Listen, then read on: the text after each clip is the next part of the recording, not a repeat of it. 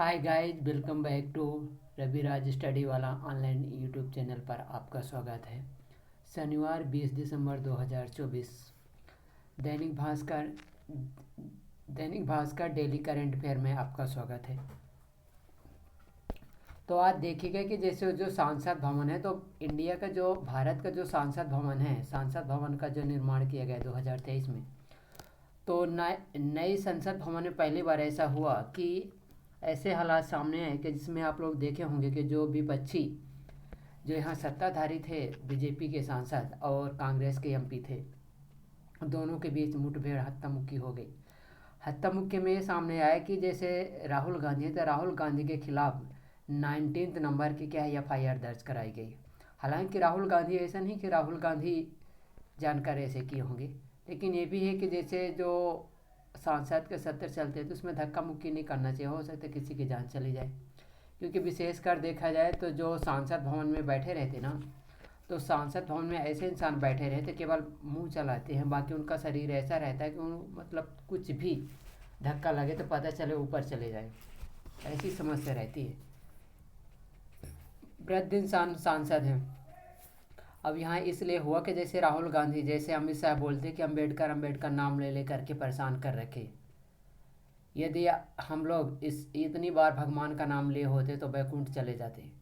तो इसी को लेकर क्या है, राहुल गांधी बोले, विपक्षी सरकार क्या बोली कि आखिरकार कहीं नहीं है। तो जाहिर सी बात है, उनकी मानसिकता को दिखाता है, केस स्टडी को दर्शाता है अमित शाह को कि वर्तमान में विपक्षी सरकार, गृह मंत्री, वो भी, हालांकि उनको ऐसा बोलना नहीं चाहिए अमित शाह को, क्योंकि भारत के गृह मंत्री है। यदि गृह मंत्री ही अम्बेडकर के खिलाफ या अम्बेडकर के नाम को लेकर इतनी घृणा हो जाएगी तो कैसे चलेगा। जिस सत्ता पर आज अमित शाह बैठे, उस सत्ता को बनाने के लिए अम्बेडकर जी का योगदान बहुत रहा, अतुलनीय रहा, राइट।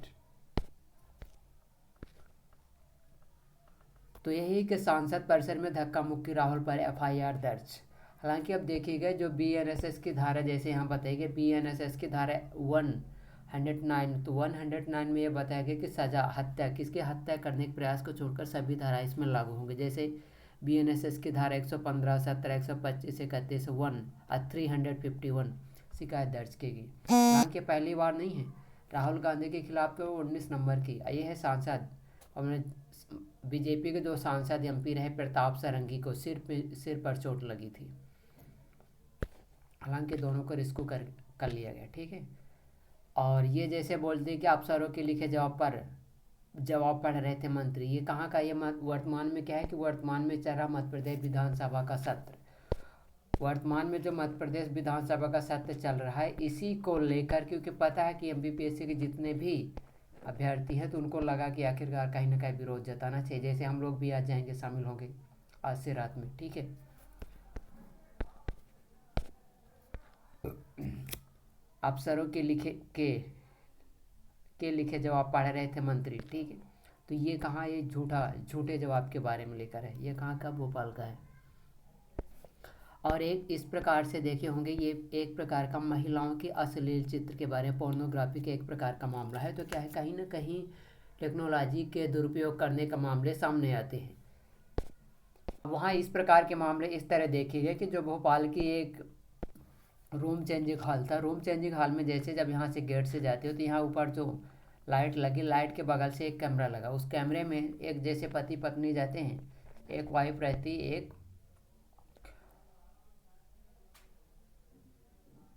हस्बैंड रहते, दोनों जाते हैं। जब ये हस्बैंड बोले वाइफ को कि जाना कैमरे वैमरे चेक कर लेना, ठीक है, ये क्लॉथ चेंज करने जाते थे, गई महिला। जब देखो उसको पता चले कि यहाँ कैमरे लगे, कैमरे में जब जाके देखे 27 मिनट का पहले से वीडियो रिकॉर्ड हो चुका था।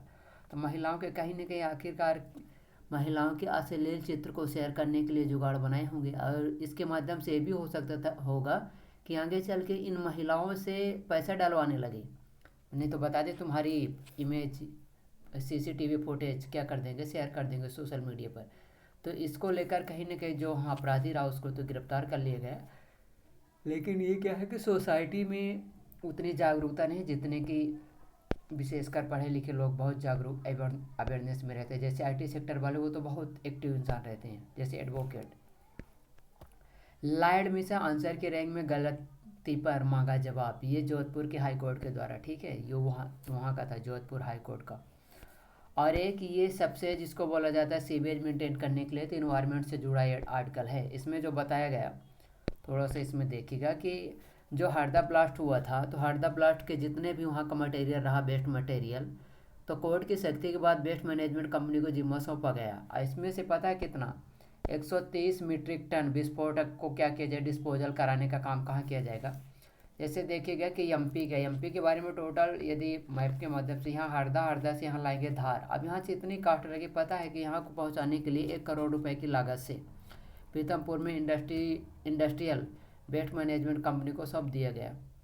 हालांकि कोर्ट के द्वारा यह भी बताया गया है कि यदि इसका बेहतर तरीके से यदि इसका डिस्पोजल नहीं कराया गया तो पुनः विस्फोट हो सकता है। जैसे कल की मैं घटना बता रहा हूँ, कि कल नहीं, आज सुबह की घटना है, सुबह सुबह की, कि जैसे एक जोधपुर से अजमेर से जोधपुर एक ट्रक जा रहा था, एक टैंकर था। अब जैसे जब मोड़ आता है इस प्रकार से, यहाँ से टैंकर आ रहा था, यहाँ से एक ट्रक जा रहा था टैंकर, जैसे जब मुड़ा तो ट्रक का टैंकर में क्या मार दिया, टक्कर मार दिया। जैसे टक्कर लगा, तो टक्कर लगने के बाद क्या हो जाए कि टैंकर में विस्फोट हो गया। विस्फोट होने के बाद जितने भी आगे पीछे 20 गाड़ियाँ थी, 20 गाड़ियाँ जल गई और 40 लोग यहाँ घायल हो गए, जबकि 4 लोगों की इस ऑन द स्पॉट क्या हो गई, डेथ हो गई, डेथ। तो इस प्रकार से कहीं ना कहीं एक प्रकार की क्या है, ये केस स्टडी का काम कर जाएगा, केस स्टडी या डिजास्टर मैनेजमेंट में आ जाएगा। हालांकि जो नेशनल डिजास्टर मैनेजमेंट एक्ट 2005 का है, उसमें अमेंडमेंट करके 2024 में उसमें शहरी डिजास्टर अथॉरिटी अलग से बनाई गई है, ठीक है। तो उसको आप लोग एक बार रीड करिएगा। एमपीपीएससी के प्री और मेंस में दोनों में क्वेश्चन पूछा जा सकता है, राइट। तो इसका कारण क्या है। अब जब डी गुकेश के बारे में हम याद करने के लिए क्या है कि जो डी गुकेश है वर्तमान में विश्व विजेता गुकेश बोले मैं तैयार हूँ, मौका यदि मिलेगा तो कार्लसन को के सामने विषाद पर खुद को परख लूँगा। ये पता है, विश्व विजेता बन चुके 17 साल की उम्र में। तो इसको आप लोग थोड़ा सा देखिएगा। और इसके बाद ये है कि जैसे महात्मा गांधी मेडिकल कॉलेज जो इंदौर का, उसमें रैंकिंग शामिल हो गई। ये रैंकिंग जैसे जब शामिल हो तो यहाँ देखिए क्या है, जैसे पूरा कॉलेज का परिसर है, ये जो एमपीपीएससी आयोग का मुख्यालय उसके पहले पड़ता। तो यहाँ से जैसे यहाँ हॉस्टल है, तो हॉस्टल में जैसे क्या है कि इतनी खासी रैंकिंग होती है कि इसका एमबीबीएस करने वाले विद्यार्थियों का कॉलेज है, ये गवर्नमेंट कॉलेज है। तो यहाँ इतनी खासी रैंकिंग चलती। रैंकिंग ये रहता है कि मतलब सीनियर के द्वारा जूनियर को कहीं ना कहीं शोषित किया जाता, वायलेशन किया जाता, इनके अधिकार का मानसिक रूप से टार्चर किया जाता। जैसे अब जब यहाँ का जो एंटी रैंकिंग जो कमेटी उसके अध्यक्ष रहें, तो अध्यक्ष प्रिंसिपल तीनों मिलकर जो सीनियर ये सीनियर जितने इसके साथ मिलकर इनको क्या करते, मुर्गा बनाएंगे, लाइट बंद करके इनको चांटा मारेंगे। यदि इनसे यदि सवाल करे सीनियर जूनियर से, तो ये केवल हाँ करेंगे, चाहे वो भले ही गलत जवाब क्यों ना दे। तो रैंकिंग को लेकर कहीं ना कहीं इसमें तो कॉलेज का प्रशासन इसमें शामिल है, जैसे प्रिंसिपल हो गए, एंटी रैंकिंग जो कमेटी के अध्यक्ष हो गए, और सीनियर। अब ये क्या बोले, सीनियर तुम्हारे से पर्सनालिटी डेवलपमेंट होगी और ये तो अनिवार्य कार्य है, राइट। तो इसको आप लोग देखिएगा और अधिक से अधिक शेयर करिए। इस प्रकार की जो रैंकिंग की समस्या आती ना, जितने अभी यहाँ तो ये तो लड़कों की बात है, लेकिन क्या है कि लड़के डरते थे, वो इसलिए डरते कि यहाँ की जो घटनाएं आती हैं, तो घटना इस प्रकार से होती हैं कि यदि कोई एमबीबीएस का विद्यार्थी 4 साल पहले छोड़ देना, तो उसको 30 लाख रुपए का बॉन्ड भरा है, उसको 30 लाख रुपए देना पड़ेगा। और यदि ये कार्यवाही भी करते हैं तो उसको मारते हैं। इसीलिए 2 विद्यार्थी हॉस्टल छोड़कर गए, इंदौर के ही रहने वाले, और लोकल विद्यार्थी गए और मीडिया के सामने बताया। हालांकि मीडिया को ना तो अपना नाम बताया, नहीं अपना चेहरा सामने लाया। उनको मार देंगे ना रैंकिंग वाले। ये रैंकिंग किस जो समस्या है, तो कहीं ना कहीं दक्षिण भारत में पहली बार जो 1991 के आसपास शायद शुरू हुआ था, लेकिन वर्तमान में तो धीरे धीरे भयंकर चालू है, अति विस्तार हो रहा है इसके धीरे धीरे, ठीक है। और यह है कि भोपाल में परिवहन विभाग के पूर्व आरक्षक के ठिकानों पर लोकायुक्त का मारा गया छापा। इसमें पता है सबसे बड़ी समस्या जो ये आरक्षक शर्मा है। इनके घर में जब अरेरा जो ई अरेरा कॉलोनी में घर है इनका दफ्तर में, तो पता है इनका बंगला तो 4,000 वर्ग फीट में है ही है। इसमें देखिएगा कि कैश के रूप में कितना रहा, लगभग 3 करोड़। 3 करोड़ तो कैश मिले, 40 किलो इसमें चांदी मिली, और जबकि 50 लाख रुपए के सोने और हीरे के गहने मिले।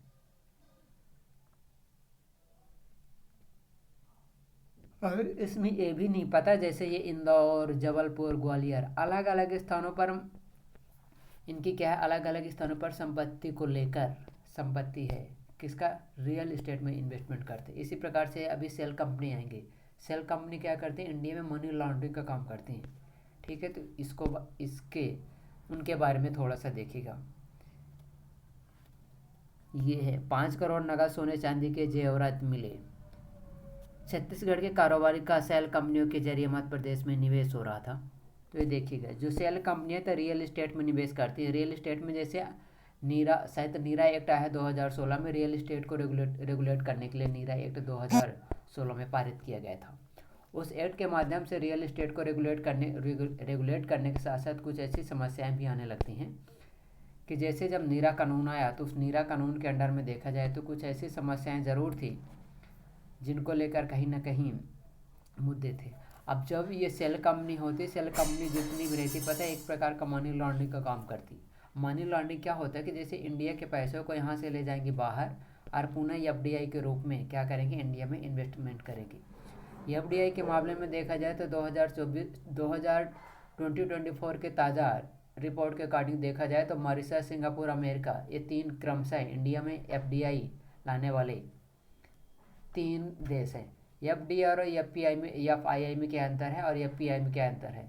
तो जो एफडीआई होता है 10% से ज़्यादा इंफ्रास्ट्रक्चर में इसका इन्वेस्टमेंट किया जाता है। ये भी 2 प्रकार का होता है, ग्रीन फील्ड और ब्लू फील्ड। ग्रीन फील्ड और ब्लू फील्ड में ये अंतर रहता है कि एक तो नए सिरे से टेक्नोलॉजी का भी उसमें आता है जिसको बोला जाता है ग्रीन फील्ड, और ब्लू फील्ड में रहता है कि पुराने इंफ्रास्ट्रक्चर पर निवेश करते हैं। तो 3 कितने कंट्री का योगदान रहा, 3।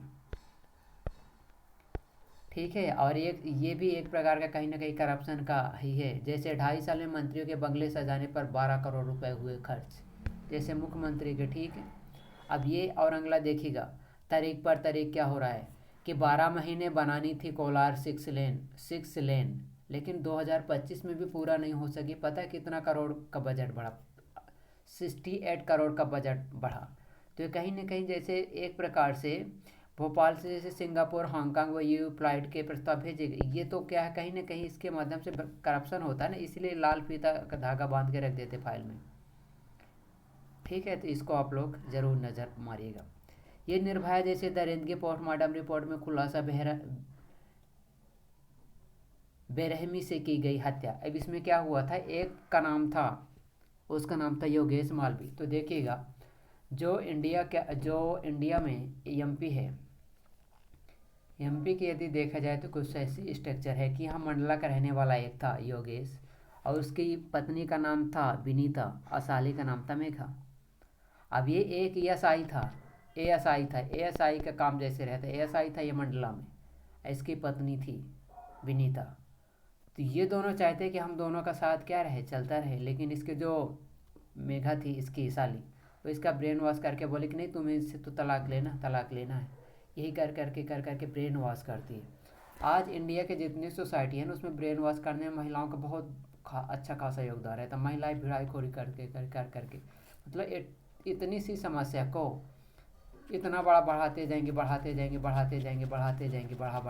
बढ़ा के एक महाभारत के युद्ध तैयार कर देती। इतनी समस्या बढ़ाते ही जाएंगे ये समस्या। इसी प्रकार की मेघा साली रही किसकी, योगेश मालवी की। हालांकि योगेश मालवी का कहना है कि मैं इन दोनों की हत्या करके क्या करूँगा, सुसाइड कर लूँगा। ये मंडला में हत्या किया तो एक दिन क्या है, ये जो महिला का था इसका फरेब चलता था, दूसरे लव अफेयर चलता था दूसरे एएसआई के साथ। ये सोचता था कि ऐसे मत करना, मेरी पत्नी है, जबकि ये चाहती थी कि दोनों करें तलाक के लिए पूरा डॉक्यूमेंट तैयार करवाए। और डॉक्यूमेंट तैयार कराने के बाद जो मेघा रही बोले तलाक लेना है तुम्हें, इस ऐसे में इस भाई साहब का दिमाग ख़राब हो आया, दोनों के चाकू चाकू मार करके, प्राइवेट पार्ट में भी चाकू मार मार के हत्या कर दिया। और हत्या करने के बाद खून से भीड़ी शर्ट में ही ऑटो के माध्यम से कहाँ आया, भोपाल आया। ऑटो के माध्यम से भोपाल, हालांकि जो ऑटो था, ऑटो का चालक था, ऑटो चालक के द्वारा क्या किया गया कि जिसकी ऑटो तो उसको फ़ोन लगा के बताया कि ये मेरे अपराधी है। हालांकि उसको पता था अपराधी क्या है, मेरी जान तो जान ही है। तो इसीलिए कहीं ना कहीं ये समस्या साइबर सिक्योरिटी को लेकर तो हुई है। ये इस प्रकार से भ्रष्टाचार चल रहा है। और अगला देखिएगा, अगले हमारे जैसे एक आर्टिकल रहेगा,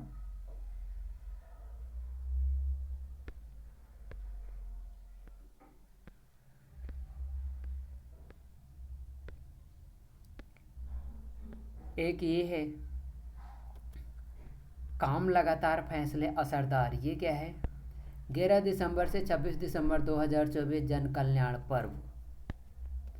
मोहन यादव सरकार, काम लगातार फैसले असरदार। मंगूभाई पटेल गेस्ट के रूप में रहे।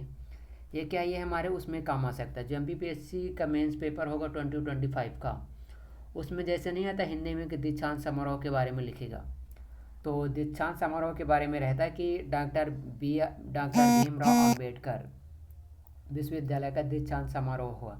दीक्षांत समारोह के बारे में